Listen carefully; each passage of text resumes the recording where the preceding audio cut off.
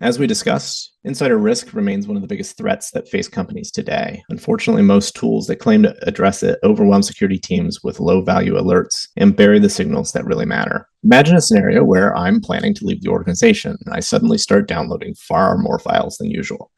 That's a clear insider threat scenario, but even in small organizations, tracking the activity of every user manually is impossible. So with Lightbeam UEBA, we build a comprehensive behavioral baseline for each user. We fine-tune to the individual, their role and their work style. And then these baselines continuously adapt to the natural ebbs and flows of the business, ensuring that security teams only get the alerts that matter without the distraction of false positives. If we're looking here, we've got a number of alerts over here on the right-hand side. So I'm just going to go ahead and click on the alerts section, and I'm going to filter by user activity. So that's the alert we're looking for. So you can see here we have an anomalous behavior sensitive files LB SharePoint rule set configured. That rule set is built specifically for SharePoint in these two sites. And it marks or it follows conditions such as delete, download, or read, and the schedule. So this is where I was talking about we monitor the baselines for hourly, daily, and monthly, and whether it's sensitive data or all data. And there's an important distinction here.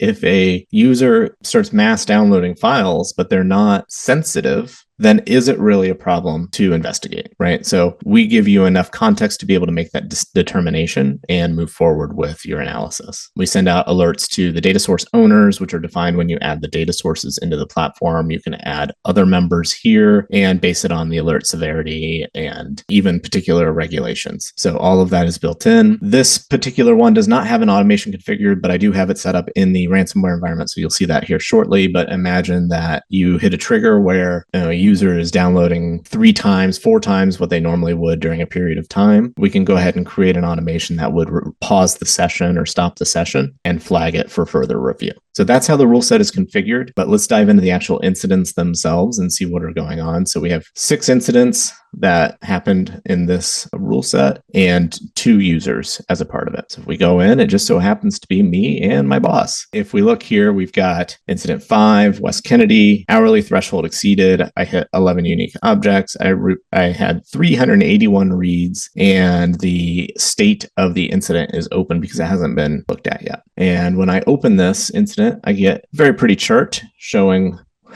very obviously when this occurred. But what's more important is looking at the baseline. So if you see here, my baseline is pretty steady. Apparently, I read 50 files every hour all day long. And then it pops up a little bit around 3 o'clock where I apparently have a burst of energy. And then it goes back to the baseline again. But what happened today at 3 o'clock, I must have had an extra coffee. I read 381 documents instead, triggered an alert. If I start looking through here, there's some interesting files in here. These are all the files I touched during that period of time that caused the alert. This looks like it could be a driver's license, employee info. That's interesting. So there's some interesting data here that we should probably dive into and see what else is happening. So let's dive into my user specifically. So if I look, I definitely got into some funny things. So there's a tax freedom doc, pay stub. Yeah, we've got somebody's pay stub here for Donald Duck. Apparently he's not diving in his big pile of coins. Oh, that wasn't Donald, was it?